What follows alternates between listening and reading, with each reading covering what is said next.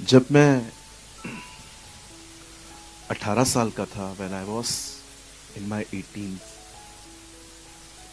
मुझे किसी ने सुसमाचार बताया। किसी ने मुझे जीसस के बारे में बताया, और ये बताने वाला कोई और नहीं, मेरी एल्डर सिस्टर थी। मेरी जो बड़ी बहन है, उन्होंने मुझे प्रभु के बारे में बताया। उसने मेरी कंडीशन देखी थी। मैं बहुत परेशान रहता था अपने पिताजी की हेल्थ को लेकर। मेरे डैडी उस समय थोड़े बीमार रहते थे, चेस्ट पेन होता था उनको, और मुझे उनकी बहुत फिक्र होती थी। अगर वो रात को देरी से भी आते थे तो मुझे बहुत टेंशन होती थी कि वो कहाँ, उन्हें कुछ हो तो नहीं गया। और इन इश्यूज को लेके मैंने यीशु को एक्सेप्ट किया। और जब मैंने प्रभु को स्वीकारा और मैं चर्च जाने लगा, और मैंने अपने आदरणीय पास्टर्स से प्रभु का वचन सुनना स्टार्ट किया, मेरे लाइफ में चेंजेस आने लगी। मेरे लाइफ में जो मैं स्ट्रेस लेता था, टेंशन लेता था, शायद ये बात आपको हैरान कर देगी, मुझे नींद की गोलियां लेने के बाद भी नींद नहीं आती थी। नींद की गोलियां ऐसे मिलती नहीं हैं, लेकिन जब मैं कहाँ से अरेंज करता था, वो लेने के बाद भी मुझे नींद नहीं आती थी। मैं इतना हाइपर स्ट्रेस में रहता था। और जब परमेश्वर ने मुझे बदलना शुरू किया अपने वचन से, और उसके बाद मुझे ऐसा लगा कि गॉड इज माई विटनेस, मैंने कभी भी प्रभु से प्रेयर नहीं की थी कि मुझे पास्टर बना।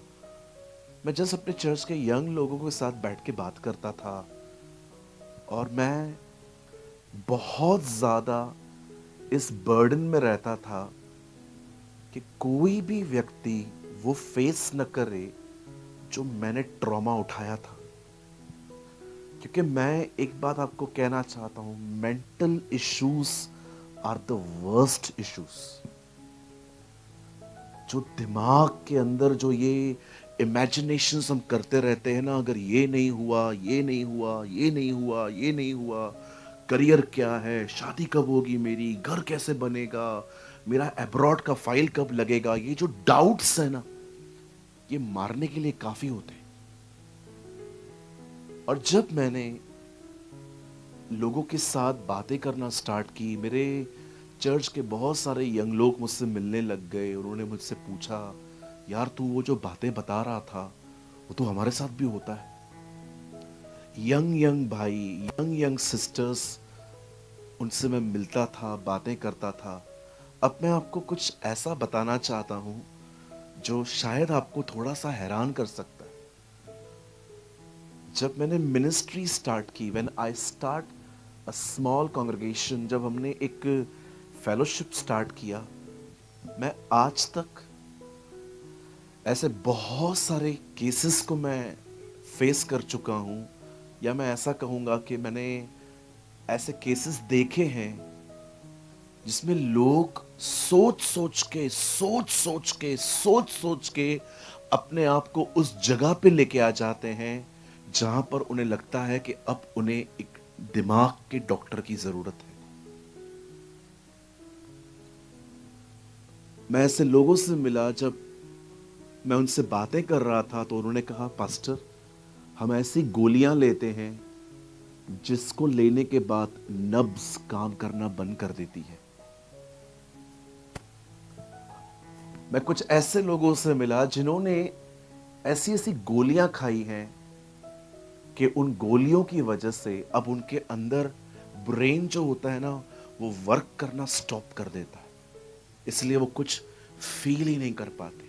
मैं रिसेंटली चंडीगढ़ से आया हूँ, 2 हफ्ते पहले, 1 हफ्ता पहले मैं चंडीगढ़ में भी ऐसे ही एक पर्सन से मिला, और उसने मुझे गोलियां दिखाई। मैंने कहा फेंको ये सब, आप जानते हैं, आइए सामने देखें, ये देखिए, ये आपकी प्रॉब्लम है, ये बाहर है। शैतान उस प्रॉब्लम को यूज करता है आपके माइंड को टॉर्चर करने के लिए।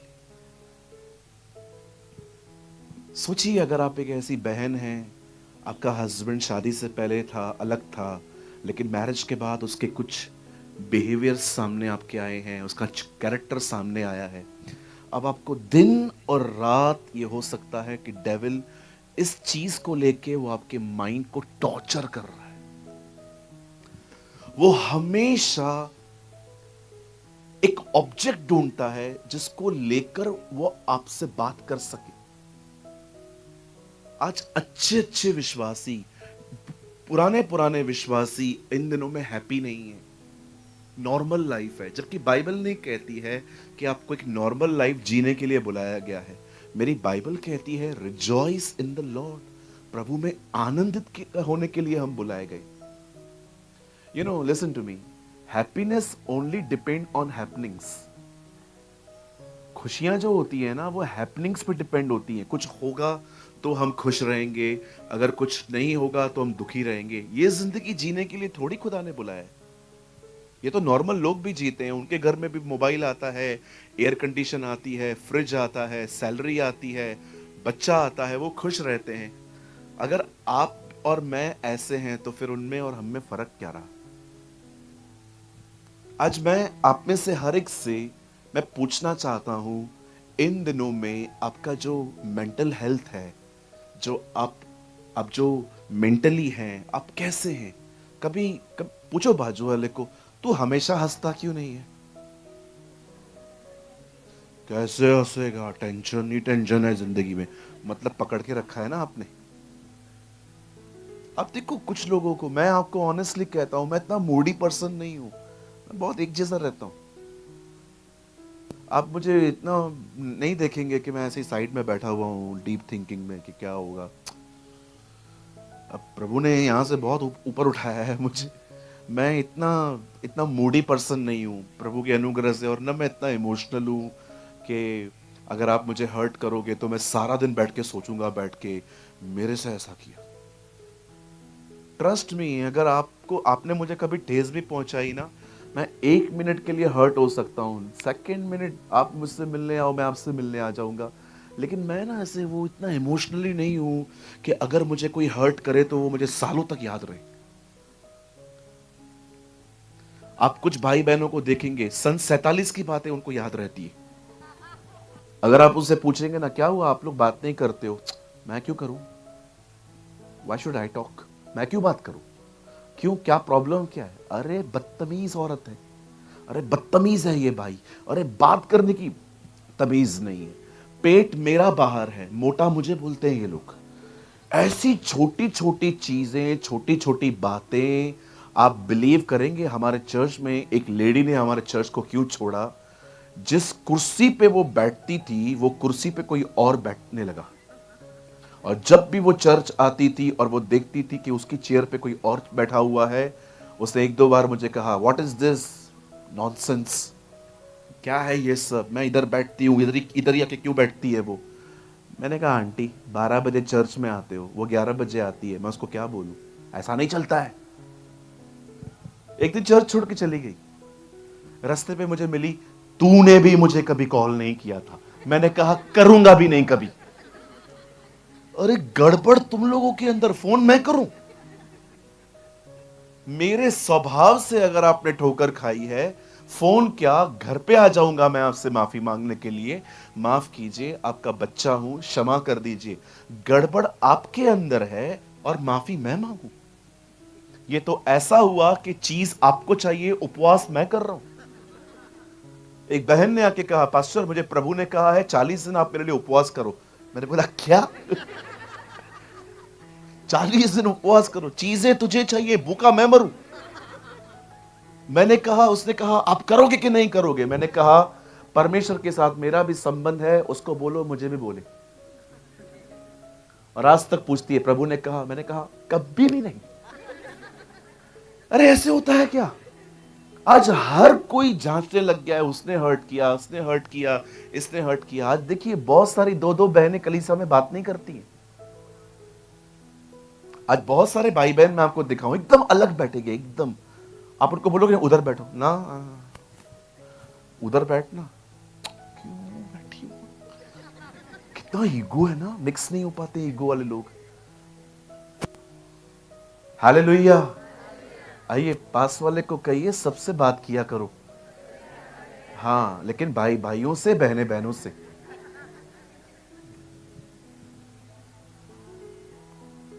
Devil always use your problem to torture you. वो हमेशा हमेशा हमेशा, आपको पता है कभी कभी ऐसा भी होगा, समझो आपकी एज बढ़ रही है और आपकी शादी नहीं हो रही है और आप खुद को समझाते हो कोई बात नहीं, खुदा ने जो रखा होगा, उसी दिन कोई आएगा और कहेगा क्या हुआ। उसी दिन कोई ना कोई बुजुर्ग आंटी आएगी जिनको कोई काम धंधा नहीं होता, क्या कर रही है अभी तक। आंटी आपका हो गया है ना, आप चुप रहो ना आंटी, आपको क्या करना है दूसरों की पर्सनल लाइफ में घुसने के लिए। बहुत सारी बुजुर्ग बुजुर्ग बहनें जवान जवान लड़कियों के साथ अभी तक बैठी हुई है। आंटी आप जा रहे हो, मत करो। हम लोग को एम्बैरस फील होता है, हम लोग अपने आप को भुलाने की कोशिश करते हैं, आप हम लोग को वापस याद करवाते हो कि तुम कौन हो। हमारे चर्च में एक बहन आई, बोला पास्टर जी आपके चर्च की एक बहन है, वो हमेशा मुझसे पूछती है मेरा विवाह कब होगा, उसको समझाइए ना। तो आंटी के पास मैं गया, मैंने कहा आंटी आप क्यों बोलते हैं, आपका क्या काम आंटी जी। नहीं मैं तो ऐसे ही बोलती रहती हूँ, मैं क्या करूँ, मुझे काम नहीं है धंधा नहीं है तो मैं करूंगी क्या, आखिर यही करती हूँ लगाई बुझाई। बुरा लग रहा होगा ना मेरी बातों का, लगना भी चाहिए। बहुत सारे, मुझे मुझे माफ कीजिएगा, मैं बहनों को टारगेट नहीं बना रहा हूं, लेकिन मैं आपको सच्ची कहता हूं, मैं इज्जत करता हूं बहनों की, लेकिन मैं उन बहनों से बात करना चाहता हूं, आप अपना काम करो ना बहन। देखो जब यीशु जिंदा हुआ तो स्वर्गदूत ने संदेश एक बहन को दिया कि जाओ और सबको बताओ वो जी उठा है, चेलों को बताओ। मतलब स्वर्गदूत भी जानता था कि बात फैलानी है तो इनको दे दो। He also knows. नहीं नहीं भाइयों आप हंस लो, मैं आपके पास भी इसके बाद आऊंगा। कई बार जब पास्टर राजीव प्रीच करते हैं, मैं प्रीच करता हूं, या आप किसी और चर्च में जाते हैं वहां प्रीचिंग होती है, भाई लोग क्या करते हैं मीटिंग के बाद है ना पीछे जाके बैठेंगे और बाहर निकलेंगे। मैंने सुना है विराट कोहली लंदन शिफ्ट हो गया, सही बात है। अच्छा मैंने सुना है कि धोनी अभी वापस झारखंड आए, सही बात है। अंकल वचन के बारे में बात करो ना, क्यों यहां वहां की बातें करते हैं। एक पास्टर बहुत मेहनत करता है संडे के दिन ताकि लोगों को वचन मिले, आप क्यों उसको दबा रहे। आपको मैं एक बात बताऊं, शायद आपको ठीक नहीं लगेगा लेकिन ये है सच, चर्च को व्यभिचार से अधिक गॉसिप खत्म करती है। विश्वास कीजिए, चर्च को एडल्ट्री से ज्यादा, जो लोगों की जुबान वश में नहीं होती ना, ऐसे लोग चर्च तोड़ते। और प्रभु ने हमें जोड़ा है ताकि हम चर्च जोड़े, बनाएं। अंकल दिनकरण हमेशा कहते थे तुम उसके घर को बनाओ वो को बनाएगा। आमेन, हालेलुया। सो आज अगर आप में से कोई ऐसा है जिसको ऐसा लग रहा है कि आप खुश रहने की एक्टिंग करते हैं बट है नहीं, तो आज के मैसेज को आप जरूर सुनिएगा। मैं टीचिंग दे रहा हूं, मैं प्रीचिंग शाम को करूंगा, आज भी मैं प्रीचिंग नहीं करूंगा। I will give you a teaching. मुझे आज ज्यादा टाइम भी नहीं चाहिए, मैं सिर्फ आपके आधा घंटा 35 मिनट ही आपसे लूंगा।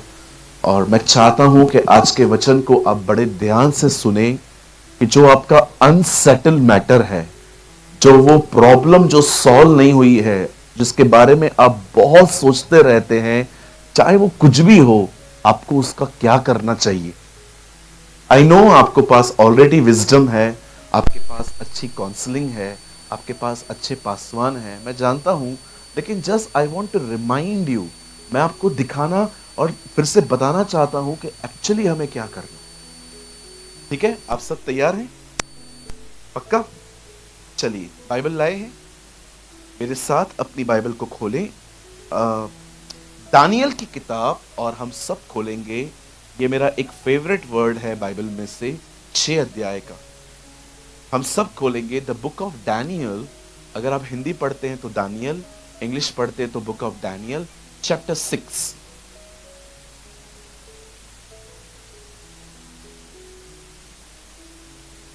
सभी खोलिए डैनियल 6।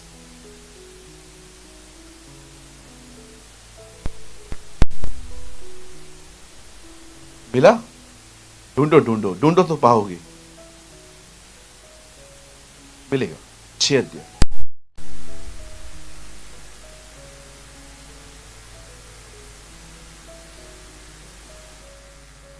Daniel chapter 6। और मैं आपके लिए पढ़ रहा हूं। See the stand of one man of God. एक प्रभु के दास का, देखिए वो कैसे अपने निर्णयों पे खड़ा है। 6 अध्याय उसका 10। जब दानियल को मालूम हुआ, पता चला मतलब, कि उस पत्र पर हस्ताक्षर किया गया है, साइन पहनी गई है, तब अपने घर में गया, जिसकी ऊपरी कोठरी की खिड़कियां यरूशलेम की ओर खुली रहती थी, और अपनी रीति के अनुसार, जैसा वह दिन में 3 बार अपने परमेश्वर के सामने घुटने टेक कर प्रार्थना और धन्यवाद करता था, वैसा ही तब भी करता रहा। आमेन। आइए सब यहां देखिए, और कोशिश कीजिए आज की मीटिंग में आप नोट्स मत बनाइए, सामने देखिए, लिखना बंद कर दीजिए। आप इस मीटिंग के नोट्स बाद में बनाइएगा। मैं चाहता हूं आप पहले इन बातों को लिखने से ज्यादा अपने अंदर आने दें। आइए सब सामने देखिए।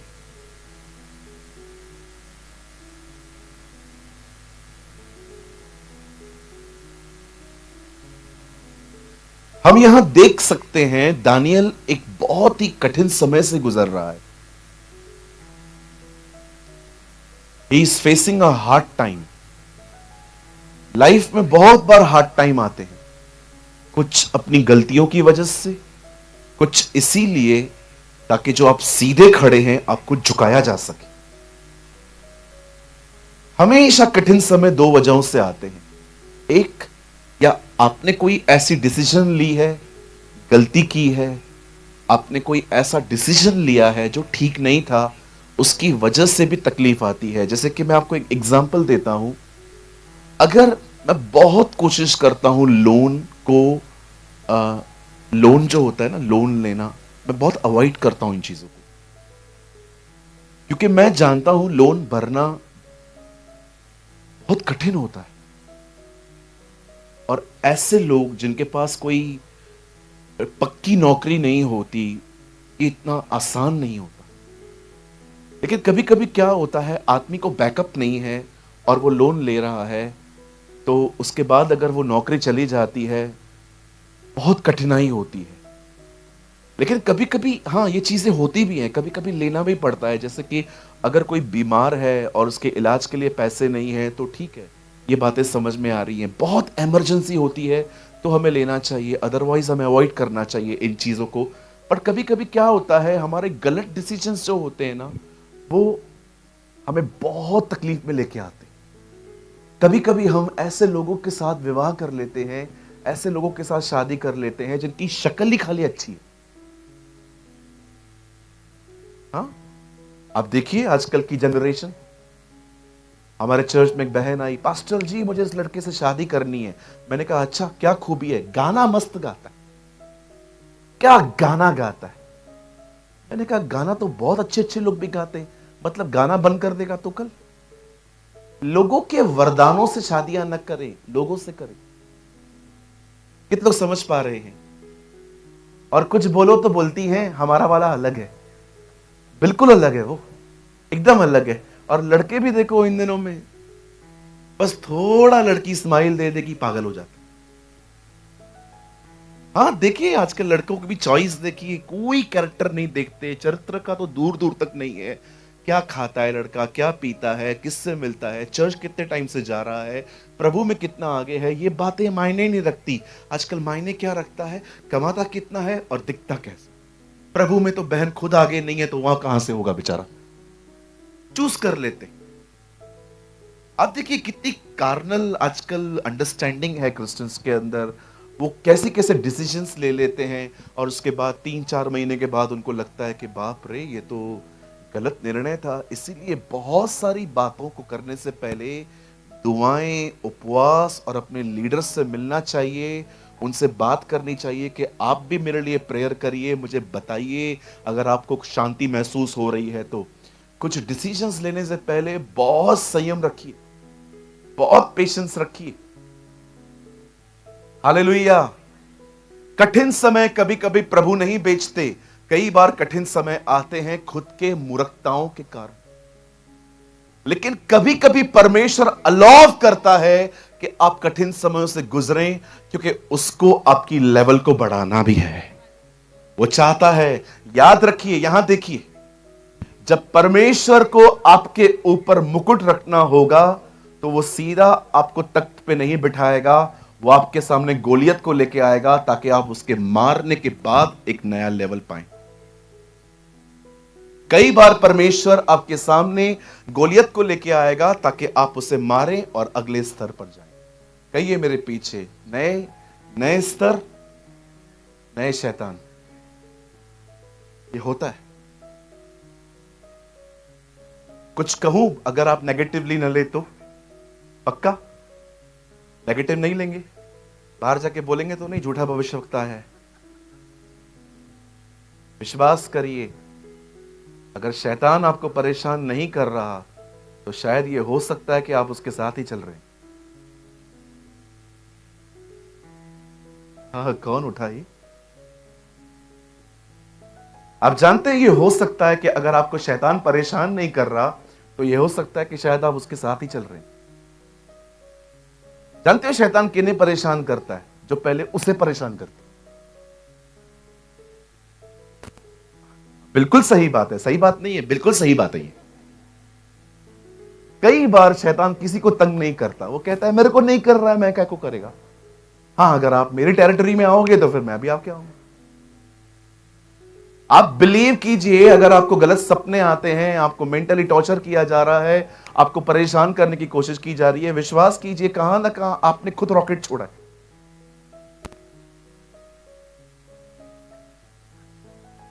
लेकिन कई लोगों को शैतान तंग ही नहीं करता। तो कहता है मुझे क्या करना, इधर से बाहर जाके वैसे भी गुटखा ही खाएगा ये बहन जाके बॉलीवुड की मूवी देखेगी, रील्स देखेगी, इनसे क्या प्रॉब्लम है, मुझे ठंडे लोग हैं, मस्त रहने दो।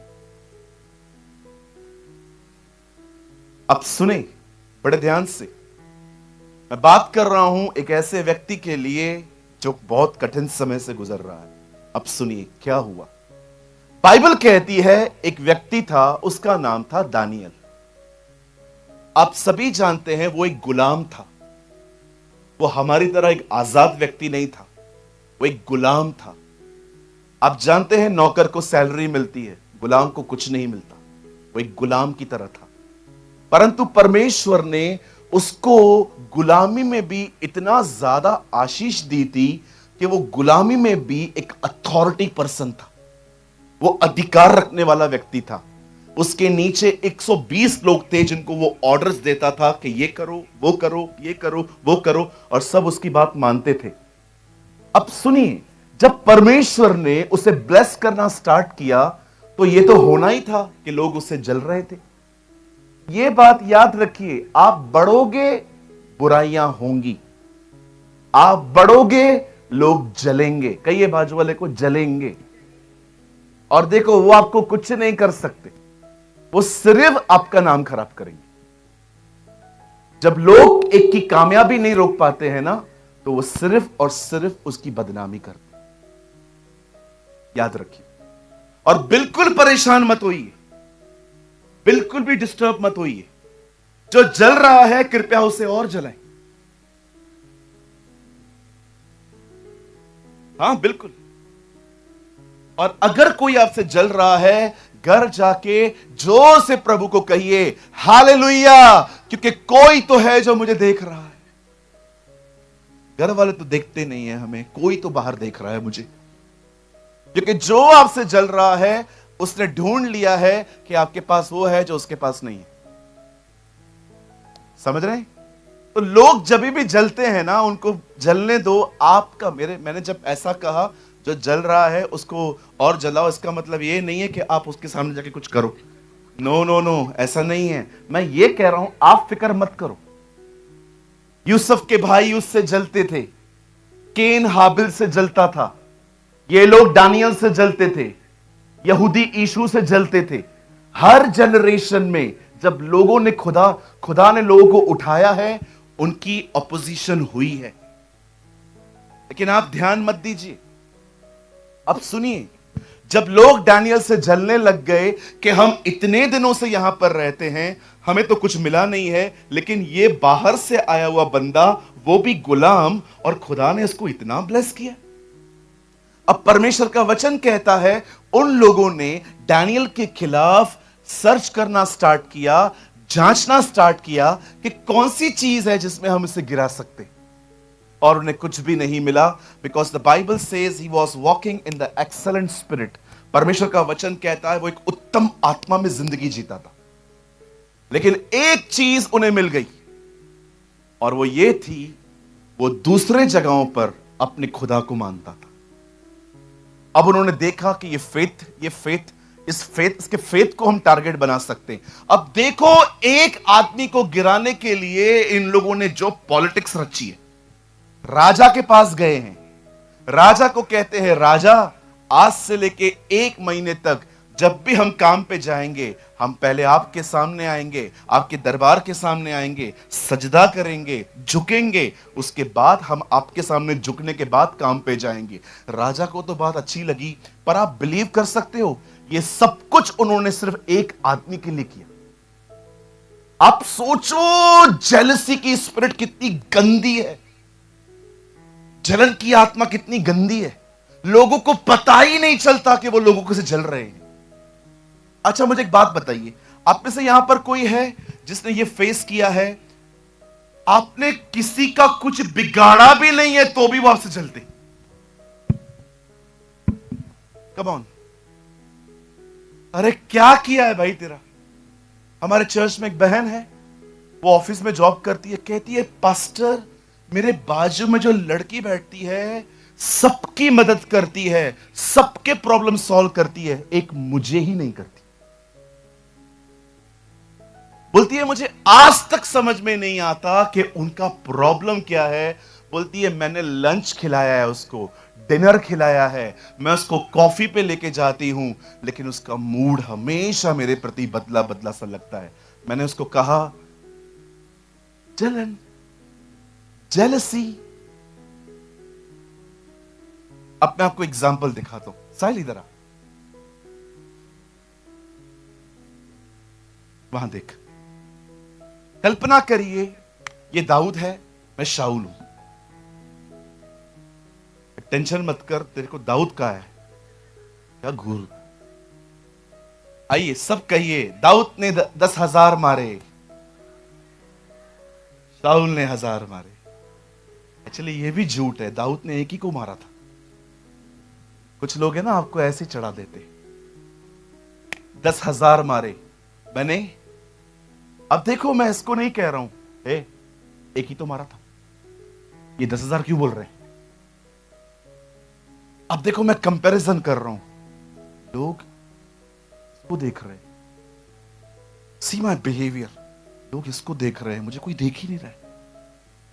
जानते हैं, जब आप ऐसे कंपैरिजंस करते हैं ना, आपके अंदर जलन आना शुरू हो जाती। अरे कोई बात नहीं, ये उठ रहा है तो ये उठे, क्या प्रॉब्लम है? लेकिन लोग क्या करते हैं, हमेशा कंपेयर करते रहते हैं, मुझसे अधिक अच्छी दिख रही है वो, इसलिए उसको सब प्रेज द लॉर्ड कहते हैं, और मुझे कोई देखता भी नहीं। आप जानते हो जलन कहां से आती है? कहिए पास वाले को, तुलना करने से। कहिए तुलना करने से।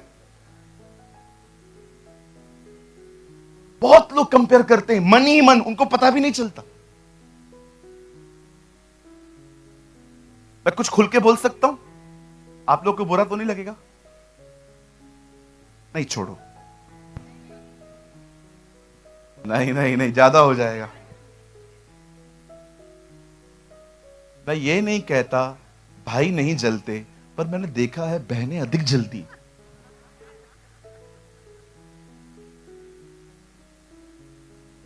और बोलती भी नहीं है कुछ, चुपचाप से अपने आप को साइड कर देती। अकेली अकेली रहेंगी, बहन रहो ना उनके साथ। नो, मैं क्यों रहूं? क्या प्रॉब्लम है सिस्टर? आप बहन हो ना, बहनों के बीच में रहो ना, क्या प्रॉब्लम है? नहीं ना, क्यों क्यों नहीं रहना है? आप लड़कों को देखो, गाड़ी ठोक देंगे एक दूसरे के बाद, उसके बाद भी कहेंगे चल जल्दी कर जल्दी कर। मैं मजाक नहीं कर रहा हूं, लड़कों का बहुत डिफरेंट होता है। मैं बहनों को नीचे नहीं कर रहा हूं, हम भाई भी कम नहीं है। शायद ये भी मुझसे जलता हो।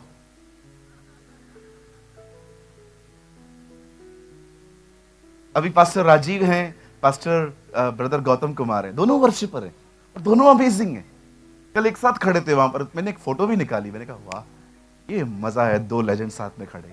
इतना मजा आ रहा था मुझे देख के। लेकिन सोचो, अगर मुझे पता है दोनों भाई ऐसे नहीं हैं, लेकिन जैसे ही राजीव भाई नीचे उतरे, सब गौतम के लिए प्रेस कर रहे हैं, और राजीव भाई मीटिंग मैंने रखा है, और सब इनको कह रहे हैं भैया ये आपकी लास्ट ट्रिप है, नहीं बुलाएंगे आज के बाद। ये सोच जानते हैं क्या है? जलन। क्यों इस आदमी को ज्यादा इज्जत मिल रही है? आप देखिए, बहुत सारे मसीहों को इस गंदी आत्मा ने इन्फ्लुएंस में रखा है। जलते रहते, जलते रहते। अरे क्यों जल रहे हैं? जलना है तो यीशु के लिए जलो। You should fire for the Lord. अरे जलना है तो बाइबल कहती है, आज देखो बहनें गीत गा रही थी, हम ले जाएंगे तेरी रोशनी। अगर आपको जलना ही है, आप याद रखिए खुदा के लिए जलो। कोई उठता है, किसी को प्रभु उठा रहा है, अपना क्या काम, उसका और परमेश्वर का मामला है, हमारा कोई काम नहीं। परमेश्वर ने दाऊद का अभिषेक किया, शाऊल उसके अभिषेक को देख के जलता था, योनातन उसी अभिषेक के अधीन था। यस, आप पढ़ के देखें, आप बिलीव करें। अगर आप एक अभिषिक्त व्यक्ति को देखें और आप उसके नीचे आए, अगला नंबर आपका है। मैं मजाक नहीं कर रहा हूं। अगर आप एक अनॉइंटेड पर्सन देखें, अगर आप देखें कि वो अभिषिक्त है और आप उसके मेंटर के नीचे, मेंटरशिप के नीचे आ जाएं, बिलीव करिए आपका नंबर अगला है। मूसा गया, यहोशू आया, एलिया गया, एलीशा आया। बाइबल कहती है यीशु चला गया, चेले आए, पौलुस गया, तिमुथियुस आया। जो जिसके अधीन था, उसके जाने के बाद परमेश्वर ने वो जिम्मेदारी उसे दे दी। हमें जलने की जरूरत ही नहीं है। लोग आपसे जलेंगे, लोग आपके बारे में बातें करेंगे। क्यों? कैसे आपको ट्रैक से हटाया जाए? आखिर जो ग्रोथ आपने पकड़ी है, जो प्रभु में आप बढ़ रहे हो, आखिर आपको वहां से कैसे निकाला जाए? इन लोगों को खुदावन डेविल यूज करता है ताकि वो आपके लिए कुछ कहें और आप ध्यान दें। किसी से न जलें, प्रभु के लिए जले। हालेलुया। कोई दीपक को लेकर पैमाने के नीचे नहीं परंतु ऊपर रखता है ताकि सबको रोशनी मिले। आप ऐसे जलें कि बहुतों को जला सकें आप। हालेलुया। आप जानते हैं दानियल के खिलाफ लोग जलते थे। क्या पॉलिटिक्स लेकर आए वो लोग उसके लिए? सबको इकट्ठा कर दिया सिर्फ एक आदमी के लिए। See the spirit of jealousy. जलन की आत्मा को देखिए। एक ग्रुप को एकत्र कर दिया उसने मात्र एक व्यक्ति को गिराने के लिए। और जब दानियल को पता चलता है कि पत्र पर हस्ताक्षर हुआ है कि जो कोई राजा को छोड़ किसी और से दुआ करे, विनती करे, सजदा करे, वो मार दिया जाए। अब देखिए, दानियल राजा के पास नहीं गया है कि अब क्या आप मुझे मार देंगे। दानियल ने यह भी नहीं कहा राजा से, राजा मैं बहुत काम करता हूं आपके लिए। दानियल परमेश्वर के पास गया, वो खुदा के पास गया, और जानते हैं उसने अपनी लाइफस्टाइल चेंज नहीं की। वो परमेश्वर से जैसे रोज दिन में 3 बार मिलता था, वो उसके पास गया और वो वहां पर जाके दुआ करने लगा। और अब देखिए, दुआ करते समय उसे पकड़ लिया गया। यहां देखिए,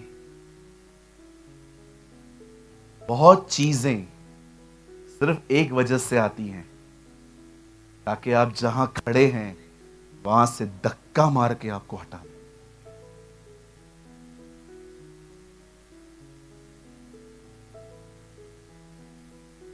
बिलीव मी, मैं जानता हूं मैं ये मीटिंग सबके लिए नहीं ले रहा हूं, ये मैं उन लोगों के लिए ले रहा हूं जो आत्मा में जिंदगी जीते हैं, जो अपनी लाइफ में बहुत कुछ फेस करते हैं। बट बहन, सच्ची बताता हूं भाई, बहुत सारी चीजें आती हैं सिर्फ एक वजह से, जहां आप खड़े हैं ना वहां से इस बंदे को हटाना है। कैसे आके लोगों ने कहा ना, हमारी विधवाओं की सुधि नहीं लेता कोई। पतरस ने कहा, हम बीच में नहीं आएंगे, मैं टीम फॉर्म कर रहा हूं, वो इस बात पे ध्यान देगी। आप क्यों बाहर नहीं आएंगे? हम तो प्रार्थना और वचन में लगे रहेंगे। पतरस जान गया, प्रॉब्लम ये नहीं है, कोई और है जो हमें हटाने की कोशिश कर रहा है। आपने देखा, शाऊल गोलियत को देख के जा नहीं रहा था, और जब दाऊद जा रहा था तो सब उसको रोक रहे थे। राजा ने कहा तू नहीं लड़ सकता, लोगों ने कहा तू नहीं लड़ सकता, उसके भाइयों ने उसकी बेइज्जती की। आप देख रहे हो, जो नहीं जाना चाहता वो बैठा हुआ है, जो जाना चाहता है उसे रोका जा रहा है। ये पीछे आत्माएं हैं, दीज आर द स्पिरिट्स, जो लोगों के पीछे काम करती हैं ताकि आप डिस्ट्रैक्ट हो। हर चीज बिलीव कीजिए, आपके इर्द गिर्द जब शैतान देखता है ना कि आप मेंटली वीक नहीं होते, उसके बाद वो आपके बॉडी पे अटैक करता है, वो देखता है आप वहां भी स्ट्रांग हो, तब वो लोगों को भी यूज करता है आपको डिस्टर्ब करने के लिए। आज मुझे बताइए,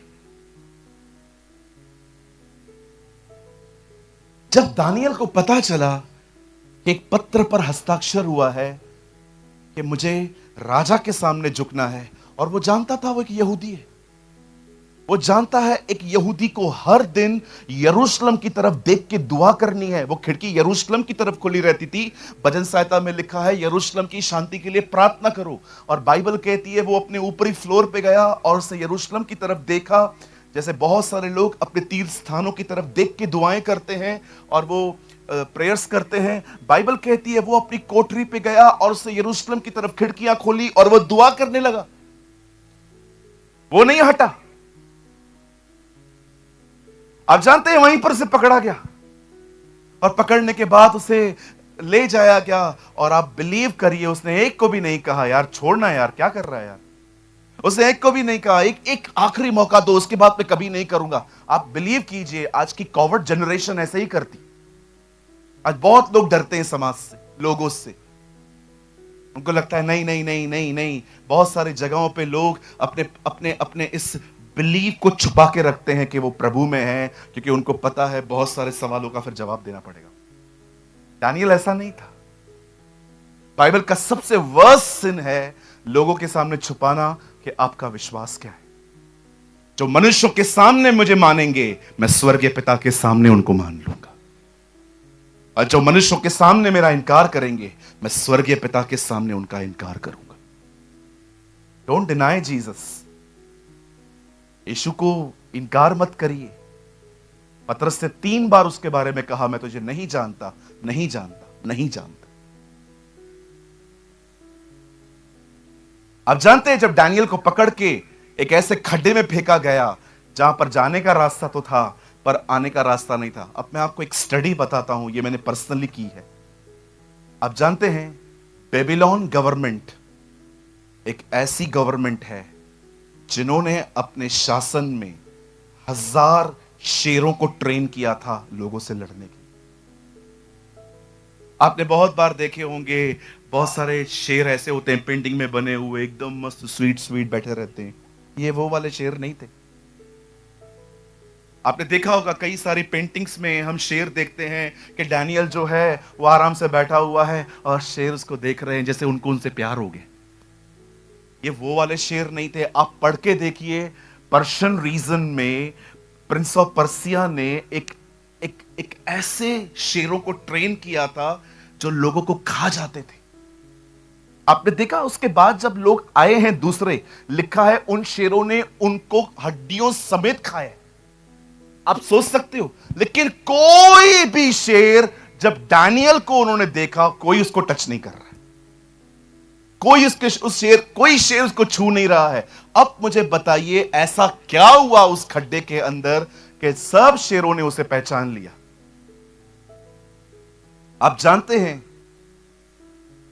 मैं ये विश्वास करता हूं उन शेरों को बता दिया गया था कि कौन आ रहा है। आप कहेंगे पास्टर शेर समझते हैं? आइए इन सवालों का जवाब दीजिए। गूगल मैप को आए हुए कितना टाइम हुआ है बताइए। आपने देखा होगा ना, इन दिनों में गूगल मैप यूज करते हैं हम लोग, कभी कभी वो हम लोग को पानी में भी लेके जाता है।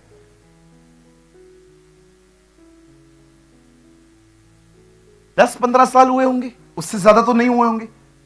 मुझे बताइए, एलिया का खाना जिन कौओं को दिया गया था, उनको पता कैसे चला एलिया कहां बैठा है? टेल मी, कम ऑन, आइए जवाब दीजिए। मुझे बताइए, जिस मच्छ के अंदर योना था, उसे पता कैसे था नीनवे किधर है? मछलियों को किसने आदेश दिया यह सही समय है, जाओ पतरस के जाल में फंस जाओ? किसने नूह के समय में जानवरों को कहा उस बोट में जाओ और वो नूह की है, जाके चढ़ जाओ? मैं ये विश्वास करता हूं परमेश्वर ने उन शेरों को कहा, मेरा दास आ रहा है, किसी ने भी छुआ तो मैं तुम्हारी हड्डी पसली एक कर दूंगा।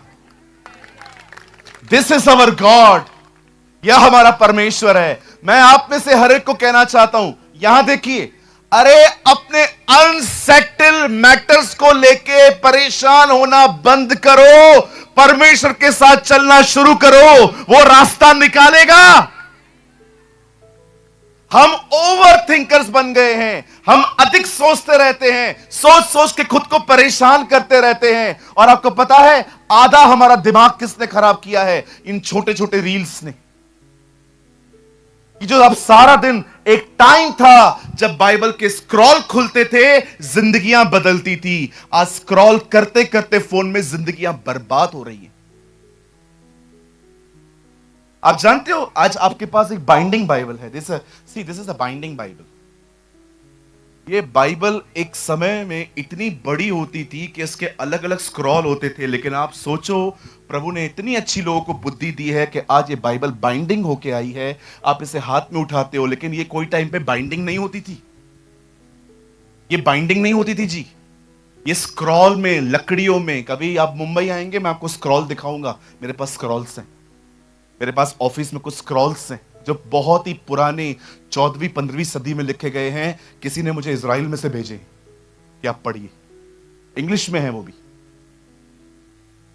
आप जानते हैं उन दिनों में स्क्रॉल खुलता था बाइबल को। आपने देखा, लिखा है यीशु आराधनालय में गए और उन्हें पुस्तक दी गई और उन्होंने खोला और वो पद निकाला जहां लिखा था कि प्रभु का आत्मा मुझ पर है। लेकिन आज हम क्या करते हैं? स्क्रॉल, सारा दिन रील्स। मैं आपको मजाक नहीं कर रहा हूं। पहले दिन पे जब मैं यहां पर आया, एक लड़का बैठा था यहां इस तरफ, वो रील्स देख रहा था बैठ। सेकंड डे पे, सॉरी फर्स्ट डे मॉर्निंग में मैं नहीं था, सेकंड डे पे यहां पर एक लड़का बैठा हुआ था, वो रील्स देख रहा था। आप बिलीव कर सकते हैं, लोग इतने एडिक्ट हो चुके हैं इन बातों के कि वो मीटिंग में भी कभी कभी फोन के अंदर ये सब देखते हैं। आप जानते हैं रील्स देखना कोई पाप नहीं है, मैं भी रील्स बनाता हूं, लेकिन रील्स में आप क्या देख रहे हैं आपको पता है? अधिकतर रील्स आते हैं जो आप सोचोगे pastor it's not a big deal, ये कोई बड़ी बातें नहीं है। हर चीज आपके माइंड को प्रोग्राम करती है, हर चीज आपके अंदर एक माइंड सेटिंग करती है। चलो मैं आपको एक बात बताता हूं, आप बड़े खुश भी होंगे और थोड़े हैरान भी होंगे। कुछ समय पहले मैं अपने फोन को लेकर बैठा था। प्रभु मेरा गवाह है, मैं अपने फोन को इतना यूज नहीं करता, मुझे काम पड़ता है, वो भी बहुत जरूरी होता है, मैं उसको उठाता हूं। अदरवाइज मुझे कोई आदत नहीं है सारा दिन फोन पे बैठने की। बहुत लोगों को तो मुझसे शिकायत भी होती है, शायद ब्रदर को भी होगी, मेरे मैसेज का रिप्लाई बहुत लेट आता है। अब मैं मानता हूं आपका तो कभी कभी उठाया भी नहीं है मैंने। कल रात को मैंने इसके लिए आपसे माफी भी मांगी। एक दिन मैं मोबाइल लेके बैठा था। अब सुनिए मेरे साथ क्या हुआ। मेरे सामने एक रील आया। उस रील में एक लड़का गाड़ी चला रहा था और उसने गाड़ी के शीशे के आगे एक मोबाइल रख के कैमरा ऑन कर दी थी और वो एक जगह पे जा रहा था। जाते जाते जाते जाते जाते जाते अंधेरा होने लगा, रिकॉर्डिंग चालू है और वो रात को घूम के घर पे आ गया। अब रात को पलंग पे बैठे बैठे वो अपना वही रिकॉर्डिंग देख रहा है और उस रिकॉर्डिंग में उससे पता नहीं ऐसा क्या देखा कि उससे 50 बार उसको इधर उधर उधर उधर करके देखा। और पता है उस वीडियो के अंदर कोई पर्सन दिख रहा था जो जंगल में घूम रहा था। अब उसने ये वीडियो बनाई, देख मैं रहा हूं। रात के 11 बजे थे, मैं ऑफिस से बैठा था। मेरे ऑफिस में दो मंजिल हैं, उसमें 3 ऑफिसेस हैं, एक आधार कार्ड वाला है और ऊपर एक इंस्टीट्यूट चलता है। सब चले गए थे, पूरी बिल्डिंग में मैं अकेला था। अब मुझे ये वीडियो देखने के बाद ऐसा फील हुआ कि मेरे आसपास कोई है। किसी ने सच कहा था, अकेले महसूस करो तो हॉरर मूवी देखो, उसके बाद हमेशा महसूस होगा कि आपके साथ कोई है। सही कहा था ये किसी ने। अब वो मैंने वीडियो देखा, आप बिलीव करिए, मैं बाहर गया हूं, सारी लाइट्स बंद हैं और मैं बाहर जाके वापस आया। मैंने एक भाई को कॉल किया, मैंने कहा भाई आप कहां हैं? पास्टर जी मैं आपके ऑफिस के पास में ही हूं, आप आ सकते हो क्या? मुझे आपसे कुछ बात करनी है। अब भी आता हूं। 3 मिनट में वो आ गया, बोला हाँ बोलिए। मैंने बोला कैसे हो, हाउ आर यू? पास्टर ठीक हूं, बात क्या है? यही पूछना था। अच्छा, वो भी समझ गया मैं उसको बेवकूफ बना रहा हूं। मैंने कहा अभी चले? हाँ चलिए। मैंने कहा रुको, साथ साथ चलेंगे। एक रील और मैंने उसमें कुछ देखा और मेरे अंदर डर आ गया। ये एक की बात बता रहा हूं, हजारों चीजें आपके मोबाइल में आती हैं। मैंने रिसेंटली एक और वीडियो देखा, बाहुबली थाली। कहिए बाहुबली, कहिए पास वाले को बाहुबली थाली। 7,600 रुपए की थाली, 52 सब्जियां, 8 किस्म के चावल, 6 किस्म की रोटियां, 2 किस्म के सलाद, उठाने के लिए 3 लोग चाहिए उसे। अब आप मुझे बताइए, ये देखने के बाद मेरे मन में क्या आएगा, जरा बताइए। शैतान ने कसम खाई है अपनी मां की कि कोई भी भूखा नहीं मरना चाहिए, सबको खिला खिला के मारो। कहां से आती है ये इंफॉर्मेशन? आपकी रील्स में से। आपको लगता है ये नॉर्मल है?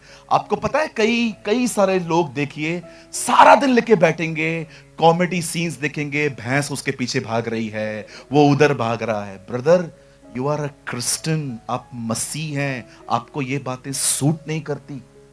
आपको पता नहीं है आप एक लड़ाई में हो, कभी भी हमला होगा, तैयार नहीं होगे ना, मार के जाएगा वो तुमको। मैं मजाक नहीं कर रहा हूं। यही कारण है कि आप में से कुछ लोग इतने निराश रहते हैं क्योंकि उनके पास कोई प्रिपरेशन नहीं है। याद रखिए, बाइबल नहीं कहती कि आत्मा की तलवार दे दी गई है, बाइबल कहती है आत्मा की तलवार ले लो। वो दी नहीं गई है, वो लेनी पड़ती है, वो उठानी पड़ती है। आप सोचते हो दाऊद एक युद्ध में दूसरे युद्ध का प्रिपरेशन करता था? कैसे पास्टर? जब उसने गोलियत को मारा, उसकी गर्दन काटी, गर्दन को यरूशलेम में ले गया, उसके हथियारों को अपने घर में ले गया। अरे भाई, तू क्यों उसके हथियारों को अपने घर पे ले गया है? ताकि जब दूसरा युद्ध लड़ना पड़े तो इन्हीं हथियारों को देख के मुझे उत्साह मिलेगा कि जिस खुदा ने मुझे आज के युद्ध में मदद की है वो मुझे कल भी करेगा। आप जानते हैं, दाऊद एक युद्ध में दूसरे युद्ध की तैयारी करता था। आज मसीह लोग रील्स देख रहे हैं, हंस रहे हैं बैठ के। पास्टर प्रचार कर रहा है, ये बंदा फोन पे बैठा है, चिट चैट कर रहा है। अरे शर्म आनी चाहिए हमें। हम प्रभु में हैं। आप जानते हैं एक पास्टर जब यहां आता है वो कितनी मेहनत करता है। मैं यहां की बात नहीं कर रहा हूं, मैं जनरली बात कर रहा हूं। मैं हर यंग पर्सन को कहना चाहता हूं, स्टॉप मॉकिंग गॉड। प्रभु का मजाक उड़ाना बंद करें। आपको देख के और बिगड़ेंगे। आप यूज कर रहे हो, और अगर आप लीडर हो और अगर आप ऐसा कर रहे हो, ओहो, ट्रस्ट मी, आप अपने चर्च को गलत तरह जगह पे ले जा रहे हैं। न्याय के दिन वही होगा जो नबूकदनेस्सर के साथ हुआ। तोले जाएंगे, हल्के गिने जाएंगे जी। उस व्यक्ति को देखिए, उसने अपने टफ टाइम में क्या किया। वो खुदा के पास गया और उसके खुदा ने उसे फेवर दिया। आप कहते हैं मुझे प्रॉब्लम है, चलो मैं मानता हूं आपको प्रॉब्लम है। मुझे बताइए, क्या आप निकलने के लिए सीरियस हैं? जो सीरियस होता है ना, वो रील्स नहीं देखता, वो उपवासों में जाता है, वो खुदा को पुकारता है, वो उसके करीब जाता है। आज हम क्या कर रहे हैं? पास्टर ने प्रेयर किया है ना ब्रदर, बहुत है ये मेरे लिए। कहां कहती है बाइबल एक पास्टर प्रार्थना कर ले तो उसके बाद तुम्हें दुआ नहीं करनी? आप विश्वास कीजिए, आज जवानों के बीच में टाइम पास चल रहा है। देख के बैठे हैं सारा दिन फोन। आपको पता है हमारे बॉम्बे में क्या हुआ? एक दिन दो लड़कियां आई, पास्टर प्रे फॉर अस, हमारा शादी हुआ है। वाह, गॉड ब्लेस यू। आपके हस्बैंड्स कहां हैं? हमारी हुई है। What do you mean? हम दोनों ने अभी शादी की है। हम कहां ना कहां जाने वाले थे, हमने सोचा हम चर्च चले जाते हैं किसी से प्रेयर करने के लिए। मैंने कहा नहीं, खुदा गुनाहों को ब्लेस नहीं करता। रास्कल, ऐसे बोल के चली गई। ये हालत है जवानों की। जानते हैं उनकी हालत ऐसी क्यों है? क्योंकि चर्च सोई हुई है। चर्च दुआओं में नहीं है। चर्च, शुक्र है खुदा का टिकटॉक बंद हो गया। लोग सारा दिन नाचते थे वीडियो आगे करके। देखा था आपने? जवान जवान लोग वीडियो आगे बना के 100 रुपए का ट्राइपॉड लेके, फोन लेके, पीछे कोई गाना चल रहा है और मस्त नाच रहे हैं और सबको भेज रहे हैं। ब्रदर, दुनिया जो करती है करने दीजिए, हम उनमें से नहीं हैं। खुदा ने हमें उनमें से अलग किया है, उसने हमें वहां से निकाला है। मैं जानता हूं आप में से कुछ यूथ मुझसे आज जरूर नाराज होंगे, ऐसे कैसे बात करता है। ब्रदर, ऐसे ही बात करूंगा। मुझे पता है मैं गलत नहीं बोल रहा हूं।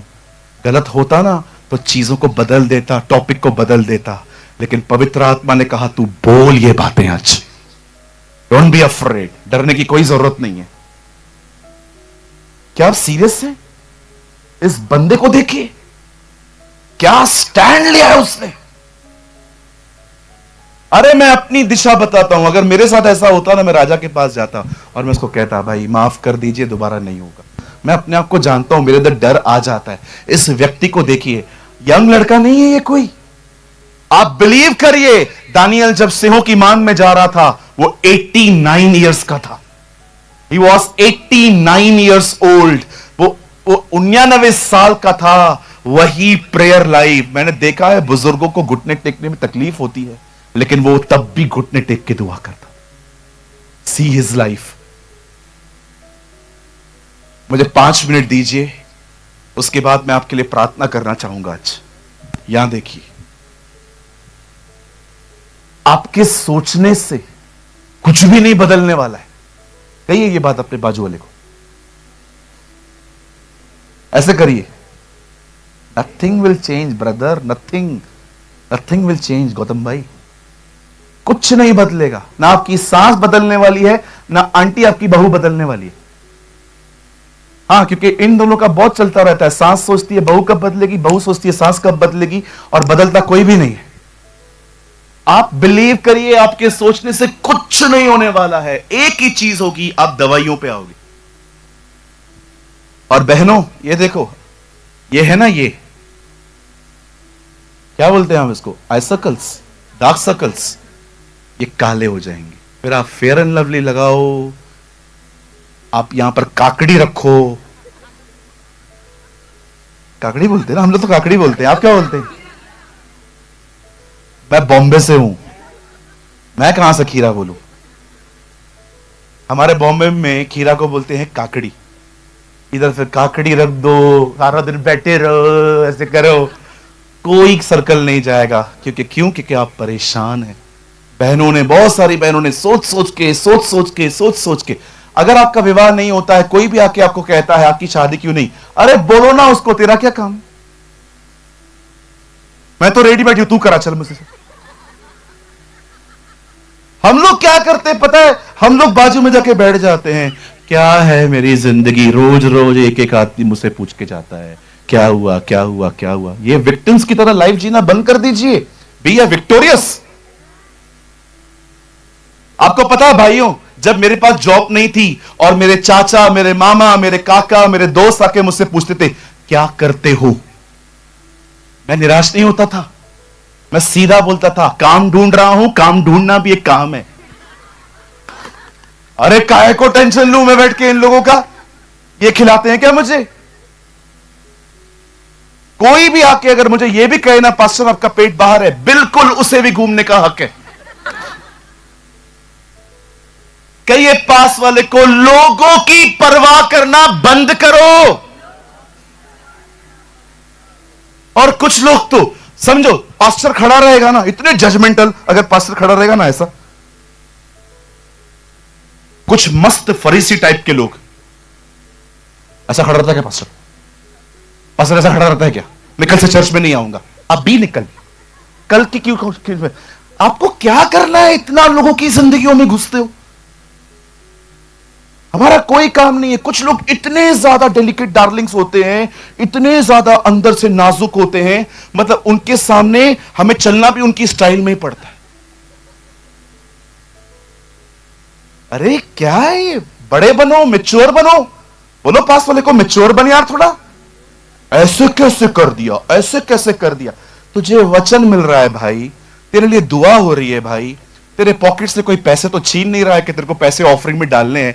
अपना वचन लो, दुआ करके निकल जाओ। क्यों चर्च के एक एक परिवार में घुसते हो? इधर क्या हो रहा है, उधर क्या हो रहा है, इधर क्या हो रहा है, उधर क्या हो रहा है। बहनें करती हैं, मुझे पता है। भाई आप क्यों कर रहे हो?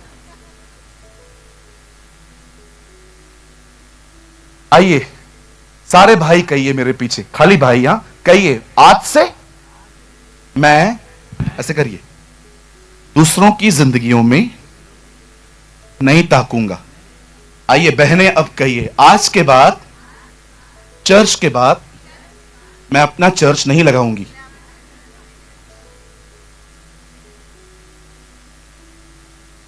सारी बहनें कहिए, आज से पंचायत बंद।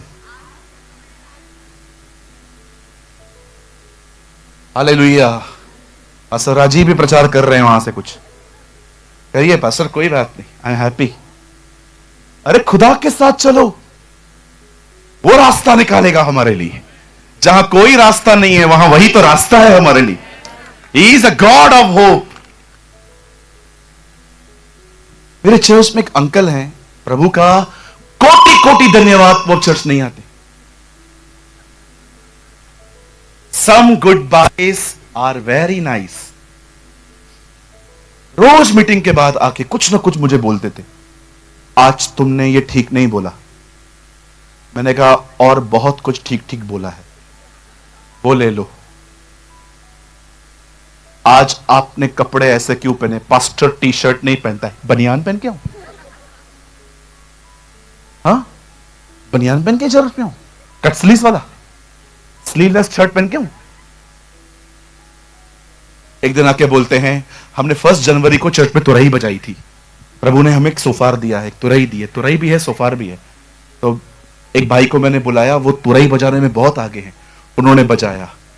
मीटिंग के बाद आके कहते हैं, I want to talk to you, मुझे आपसे बात करनी है। मैंने कहा कहिए। किसी चेले ने तुरई नहीं बजाई थी। मैंने कहा किसी चेले ने फेसबुक भी यूज नहीं किया था। एकदम फरीसे टाइप के लोग। अरे मैं बहुत डिसेंट लैंग्वेज यूज कर रहा हूं। किधर किधर ऐसे लोगों के लिए कहते हैं लकीर का फकीर। एक ही लकीर के पीछे पड़े रहेंगे, ये ऐसो लिखा है, ऐसो लिखा है। चलो अगर आपको लकीर के पीछे ही भागना है ना, मेरे सवाल का जवाब दो। यहां देखिए, यीशु ने कहा एक थप्पड़ कोई मारे तो क्या करना है? जब यीशु को हेरोदिस के सामने, सॉरी कौंसिल के सामने उसे जोर से थप्पड़ मारी गई, तो उसने ऐसा क्यों नहीं किया? उसने ऐसा क्यों कहा खड़े होके, हे क्यों मारते हो मुझे तुम? अगर मैंने बुरा किया है तो गवाही दो, भला करने पे तुम मुझे मारते हो। क्या वो अपने वचन के खिलाफ था? व्यवस्था के अंदर लिखा है किसी की हत्या न करो। प्रभु यहोशू को कहता है अमालेकियों को मार। मतलब खुदा अपने कलाम के खिलाफ खड़ा। जरूरी नहीं है जैसे आप चीजें समझते हो वैसी ही है। यह हो सकता है कि चीजों के पीछे मीनिंग कुछ और है। हालेलुया। कितने लोग चाहते हैं कि आने वाले दिनों में प्रभु आपकी तकलीफों से निपटे? आइए हाथ उठाइए।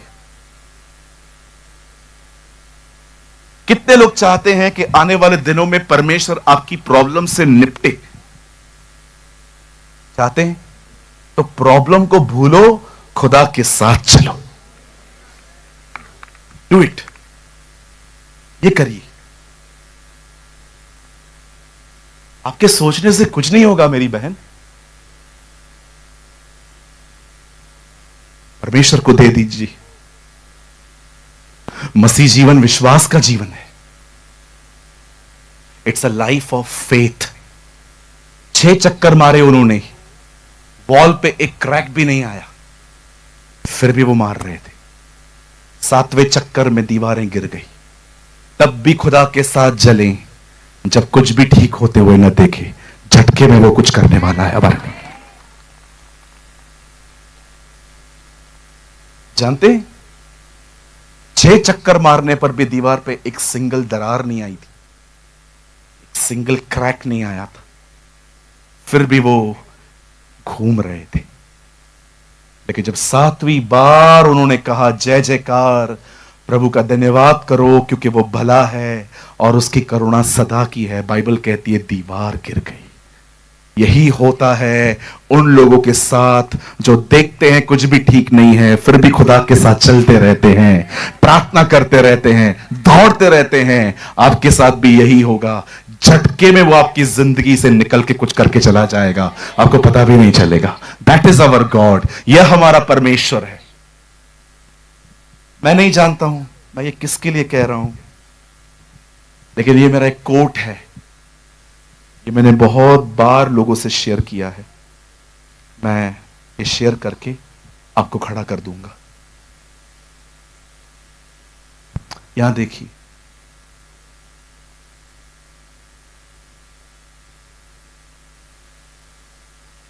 Thank you Jesus. आप जानते हैं यरदन नदी एक ही बार 2 भाग हुई। लाल समुंदर एक ही बार 2 भाग हुआ। यरीहो की दीवारें एक ही बार गिरी है। आप पढ़ के देखें, उससे पहले ये कभी नहीं हुआ था और ये होने के बाद वो दोबारा कभी नहीं हुआ। आप जानते हैं परमेश्वर ने कई बार जो एक बार किया वो दोबारा नहीं किया। जानते हैं क्यों? वो आपको समझाना चाह रहा था, मैं तेरे लिए वो कर सकता हूं जो मैंने आज तक कभी किसी के लिए नहीं किया है। Ever receive this promise. वो आपके लिए वो कर सकता है जो उसने आज तक कभी किसी के लिए नहीं किया है, और उसके बाद वो कभी किसी के लिए करेगा भी नहीं। वो आपके लिए वो कर सकता है जो उसने आज तक किसी पीढ़ी के लिए नहीं किया है। That is our God. कभी ना भूलें, कभी ना समझें वो नहीं बचा, ये नहीं बची, वो मर गया, ये मर गई। हम कहां से बचेंगे? परमेश्वर हमारे साथ वो कर सकता है जो उसने आज तक कभी किसी के लिए नहीं किया है। That is our God. प्रभु को लिमिटेड करना बंद करें, प्रभु को सीमित करना बंद करें। जब उन्होंने कहा ये तो बड़ा ही है, ये क्या कर सकता है, लिखा है वो वहां पर कुछ नहीं कर पाया क्योंकि उन्होंने उसे लिमिटेड कर दिया। आज मैं आप में से हर एक को कहना चाहता हूं, अपनी सारी चिंताएं आज खुदा को दे दीजिए और विश्वास से जिंदगी जीना शुरू करें और प्रभु में ग्रो करना स्टार्ट करें।